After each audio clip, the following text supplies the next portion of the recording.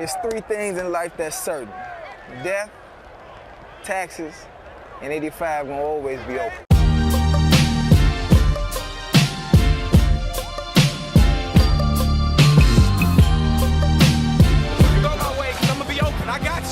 Hello, my name is Vince, and today we're going to look at the top free agents the Bengals might look to sign before training camp starts. As I'm recording this video, it's July 13th, but by the time it comes out, it'll be July 17th. Training camp starts on July 27th, and the Bengals still have spots they may want to fill with free agents left. I'm going to start out by addressing spots that the Bengals don't have to address in free agency. The positions are as follows: quarterback, running back, wide receiver, edge, cornerback, and safety. I feel like the Bengals practically locked up these positions in the offseason and through the draft, and that's why I won't be covering them today. So the positions we are going to be covering are offensive line, tight end, defensive tackle, and linebacker. So without further ado, let's get straight into this video.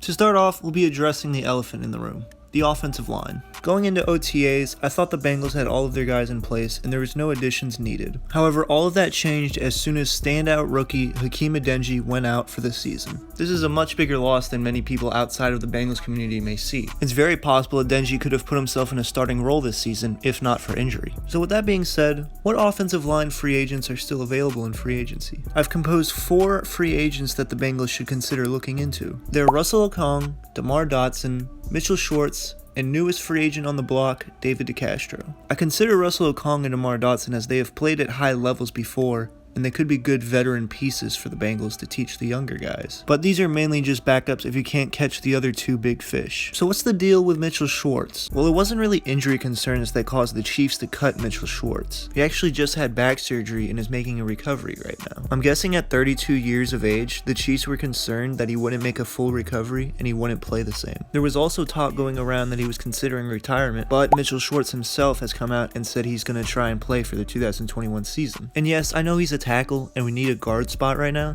but even then he could probably play guard for us. I'm not really sure how all of this will play out. Just me personally, I really like the idea of signing Mitchell Schwartz, even though it means Jackson Carman has to move down to a bench spot and probably has to wait until next season to start. But the other free agent we really should be talking about is David DeCastro. I don't think many Bengals fans would oppose the idea of signing David DeCastro, as we just signed one of the Steelers' other free agents, Mike Hilton. DeCastro is coming off of one of his worser seasons in his career, as he's dealt with injury problems. As a result, many Steeler fans thought they were okay with this move. They believe DeCastro's best playing days are behind him. That may be true, but he doesn't have to play at his best level in order for the Bengals to want to sign him. If he can be suitable when needed, that's all the Bengals really need from him. There's been rumors of him wanting to retire, but nobody knows exactly if that's the truth or not. Overall, I believe it will be a great addition to the team, and I don't see why they shouldn't pursue him.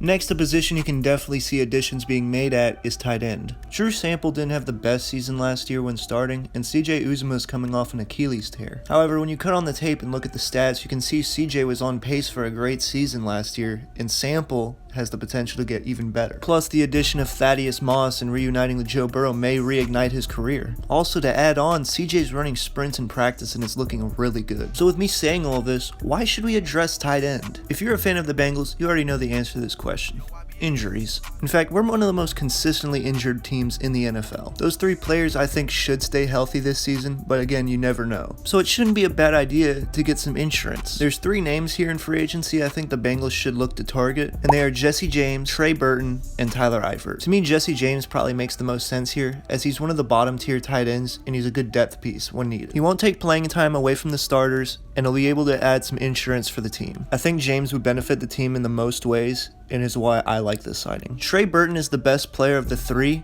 but he might take some starting time away from CJ or Drew Sample even. However, that doesn't mean Trey can't show CJ and Sample some things that they can take into the next season and improve on and be even better players. And Tyler Eifert, just why not? Dude was an absolute legend with the Bengals in 2015 when they had their 8-0 start to the season and almost won a first playoff game in 30 years. He led the league in touchdowns that year and became instantly one of my most favorite players. The only reason he's fell off this past few years is because of injury. His injury concerns should put him below CJ Uzomah on the roster, but he would be above Drew Sample and Thaddeus Moss. He still plays at a pretty good level, but his injury concerns have limited him. However, second behind CJ Uzomah might reignite him, and his injury concerns may be a thing of the past as a second-tier tight end. Either way, Tyler Eifert's done a lot for the city, and he deserves a second chance here. Some great options depth-wise for the Bengals. Next up, we'll be talking about defensive tackle. The Bengals have DJ Reader, Tyler Shelvin, Mike Daniels, and newly acquired free agent Larry Ogunjobi. You could say they almost addressed the interior defensive line just as much as the edge. However, in the AFC North, you shouldn't stop at getting interior defensive tackles to help stop the run. In fact, defensive tackle is probably the most important position in the AFC North. There were really good names all around in this free agent class, but the four main ones I want to focus on are Jarrell Casey, Demeto Pico, Damon Harrison, and of course, Geno Atkins. First off, with Demeto Pico, he's also a Bengals legend and is a great veteran. He wouldn't take playing time away from these other guys that are probably better than him right now, and would be a great insurance option in case DJ Reader goes down again, or Tyler Shelvin, or Mike Daniels. Plus, seeing his tummy rub celebrations return wouldn't be a bad thing whatsoever. Next one I really want to talk about is Damon Harrison. I cannot believe this man went unsigned last season. Sure, he went to the practice squad with the Seahawks, but the fact that he didn't make the main roster is baffling to me. He had maybe 1 or 2 bad years with the Lions, but people seem to forget how good he was on the Giants. A lot of players just don't seem to fit the scheme with the Lions when they come over from free agency, and that's probably why Damon Harrison didn't find much success either. I believe if you're looking for that number 2 guy on the interior next to DJ Reader, and you don't want to play Tyler Shelvin yet or Mike Daniels, this is your guy. However, if you want somebody who's probably going to put out a little bit more production and cost a little bit more money, Jarrell Casey may be where it's at. He got injured early on with the Broncos and was a complete stud with the Titans. This would probably be a fantastic 1-2 punch that would instantly upgrade our interior defense and our run stopping abilities. However, if you want Mike Daniels and Tyler Shelvin to get more playing time, this might not be the way you want to go. Same with Damon Harrison. And lastly, that brings us to Geno Atkins. Before I get into this, I just want to say Geno Atkins is a fantastic player. I love what he's done for the city, and he will always hold a special place in my heart. Now that that's out the way, I'll just flat out say it. I'm not a fan of signing Geno Atkins again. Now, whoa, listen now. I know y'all are a little uptight about that, and I know y'all don't understand, but let me explain. Geno Atkins is now 33 years old and is coming off an injury-riddled season. Don't worry, this reason's the least of my reasons. Another one, if I remember correctly, is that Lou wasn't even trying to play him, even if he was healthy again. He wasn't being involved in new plays or schemes, he was mostly kept on the sidelines. Geno's also got plenty of other teams he can go to where he can be the number 1 defensive tackle and have the whole field for himself again. And right now, after this offseason, it just seems like we've gotten away from every Marvin Lewis player from that era. Essentially what I'm saying is that we've moved on, we're starting a new chapter, and this is a new team. This may sound like I'm contradicting the Tyler Eifert argument earlier in this video, so let me clear that up real quick. Out of the options of tight ends to sign earlier, number 3 was Tyler Eifert, and like now, I have Geno Atkins as the 4th. So why include them as options if you don't even want them to be signed? Well, because they're Bengals legends, and we owe them. If they really want to come back to Cincinnati and play again, they should be allowed to, and I'm sure the Bengals can find some sort of way to use them. Overall, I just don't know if him, Eifert, and Pico are the best options to bring back as we're trying to move away from the Marvin Lewis era. However, I just can't be opposed to re-signing these Bengals legends. Finally, the last position we're going to be touching on today is linebacker. I personally think we're completely fine at linebacker, but there's nothing wrong with adding depth. So I'll try to keep this short and sweet. Here's the 4 linebackers I think the Bengals should look to sign. They're Josh Bynes, KJ Wright, Quan Alexander, and Avery Williamson. For Avery Williamson, he had an off year with the Jets last season. As a result, he was traded to the Steelers midpoint.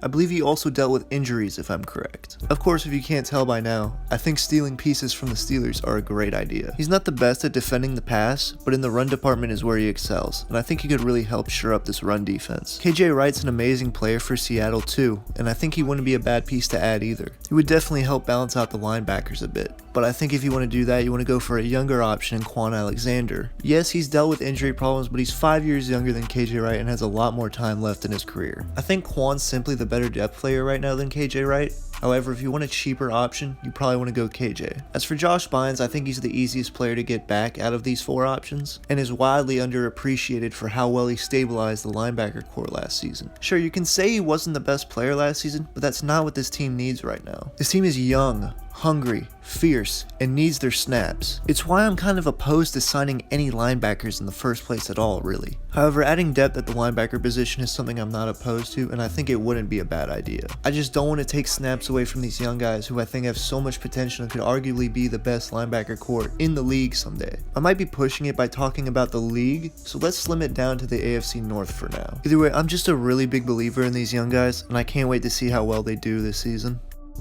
Hey, thanks for watching the video. If there's any other free agents you'd like the Bengals to sign, leave them down in the comment section below. Please let me know what other videos you would also like to see from this channel. If you like what you saw, please like and subscribe for more of this content. And if you haven't already, please check out other videos I've uploaded to this channel so far. If you want to see my unfiltered side, please check out my Twitter in the link below or on the screen here. Again, I hope you enjoyed watching. Have a great day. Hoo day.